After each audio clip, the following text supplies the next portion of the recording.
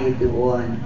Anyway, masayang-masaya po ako ngayon dahil nandito ako sa Barangay Cabuluan West na pinangungunahan ng ating kapitan. Walang iba kundi si Kapitan Bayani at lahat ng mga kapitan sa iba-ibang barangay ng Ballesteros, ganun din sa mga SB member na nandito at kay Attorney Gaspar na nandito at lalong-lalo na sa mga taga-Cabuluan West, magandang umaga na po sa inyong lahat.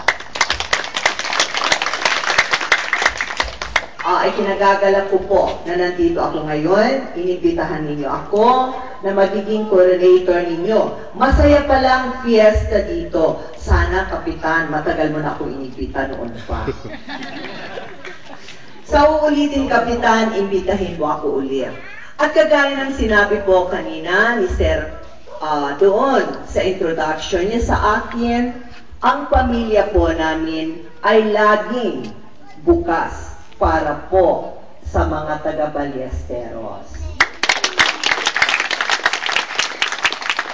At kahit hindi fiesta, lagi ho kaming nandyan para sa inyo.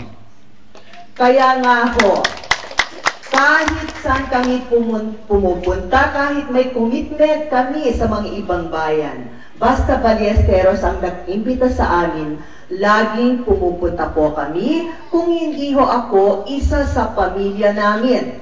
Kasi lagi kong sinasabi sa kanila na ang Ballesteros ang turing po namin sa inyo. Hindi lang ho kalugaran, kung hindi kapamilya na rin.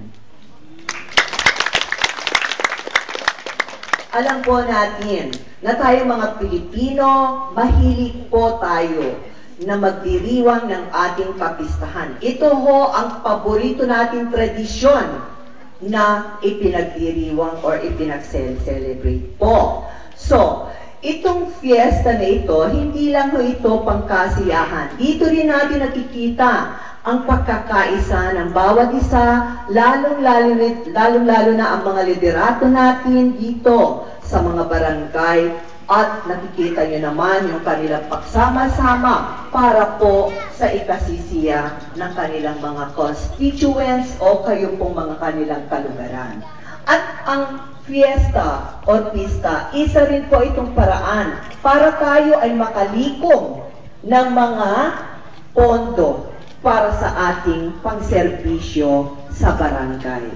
At sinasabi ko nga kanina, kung ano man po ang maitutulong namin sa inyo, sabihin lang po ninyo sa amin at alam ko naman po na ang ating butihing congressman at nandyan din po ang kanyang apo na si Nicole Ann Vargas Alfonso, ang ating SK Provincial Federation President, siya po ang anak ko.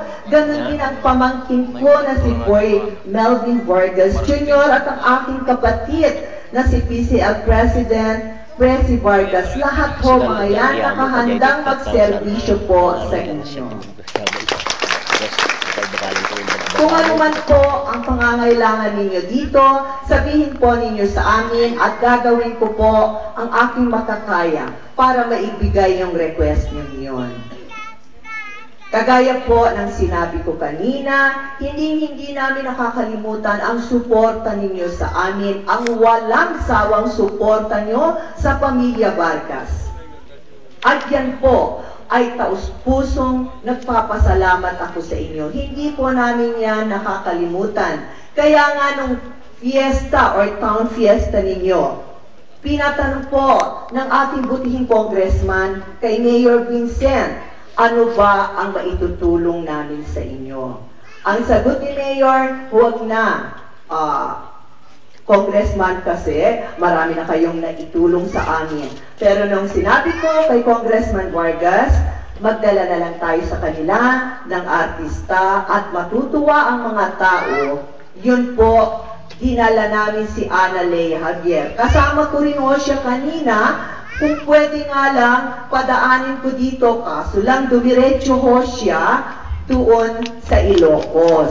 Kaya hindi na ho nakadaan dito. Anyway, pangako ko po sa inyo, hindi ho matatapos itong taon na ito.